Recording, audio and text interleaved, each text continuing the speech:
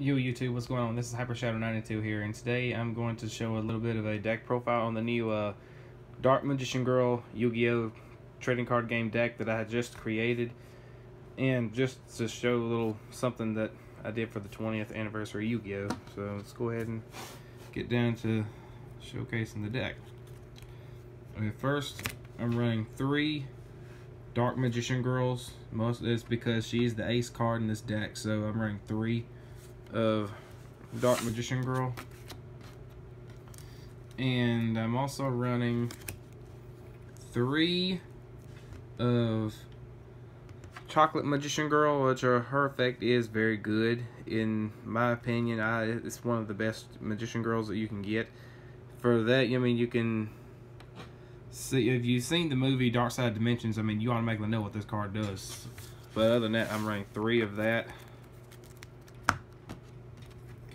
And I'm also running 3 Kiwi Magician Girl. And another thing is, I've seen people get away with 2, but I'm running 3 because of the effect is when you discard her from your hand, you get 300 attack and defense for every Magician Girl that you have out there that's different, with different names in the graveyard. So I'm running 3 of her, and I'm also running 3 of Apple Magician Girl.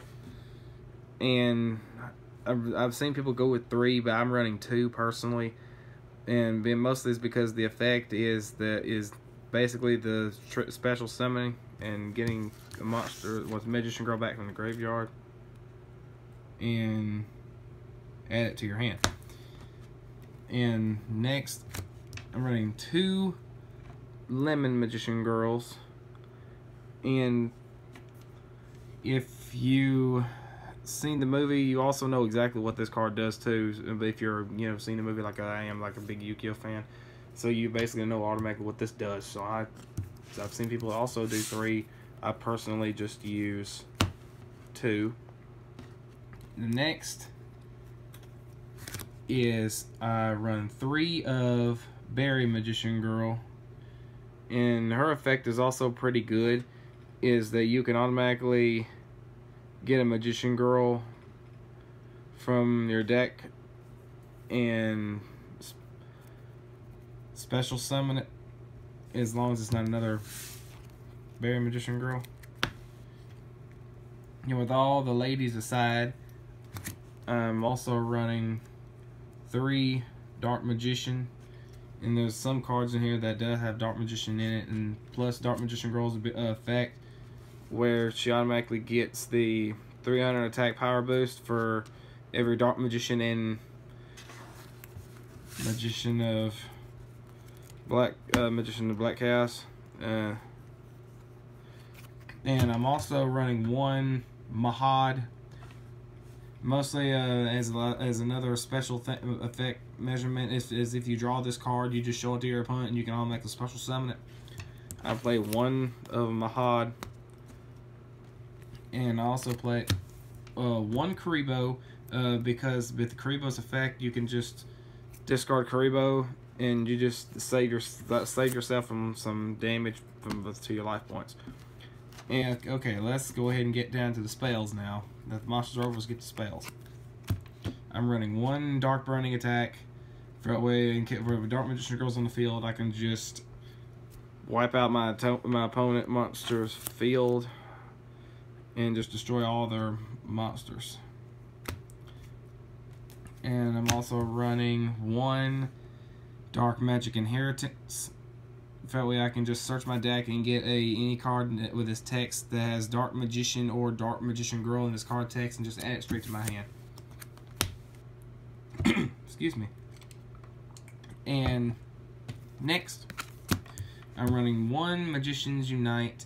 That way, if I have 2 spellcaster type monsters, I can select one of them. They become 3,000 until the end phase. But only that one that has the 3,000 attack can attack. Next, I'm running 1 Dark Magic Expand. With this, I can easily do one of these following 3 effects that's listed in the cards printing, as long as for how many copies of Dark Magician or Dark Magician Girl I have. I can do that. Personally, I always use the second effect all the time. And next, I run 2 Dark Magic Veil. Pay 1,000 life points. I can just automatically special summon a Dark Spellcaster type monster from my hand or my graveyard.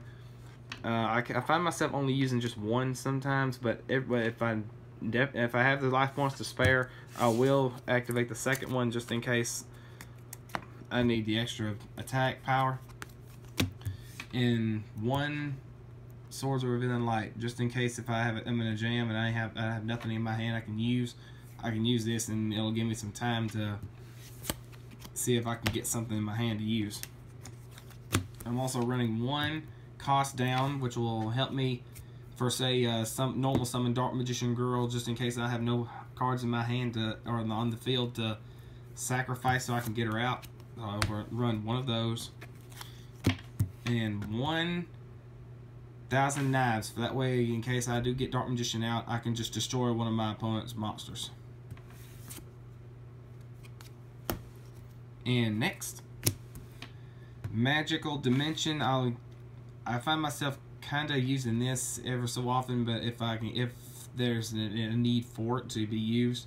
So basically, I can just, if I control 1 spellcaster type monster, I can target 1 monster I control and tribute summon, and basically get another monster, a spellcaster monster out.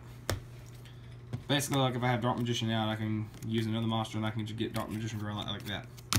And also Dark Magic Attack. In case I have Dark Magician out, I can just wipe out my opponent's spell and trap zone. That will make everything go away on their zones. Now, for the traps. I'm running 2 Magician's Defense. So that way, just in case, like, while I control a spellcaster type monster, any damage is taken to me is halved. And then, if it's sent to the graveyard, the target 1 spellcaster type monster in my graveyard and special summon it. There's another way I can get another spellcaster monster out. So I'm running 2 of those. And I'm also running 2 magic cylinders, just in case if I want to just hurt my opponent really bad, I could just use both of them just like that on multiple attacks on their or whatever monster they choose with the highest attack. So I'm running 2 of those,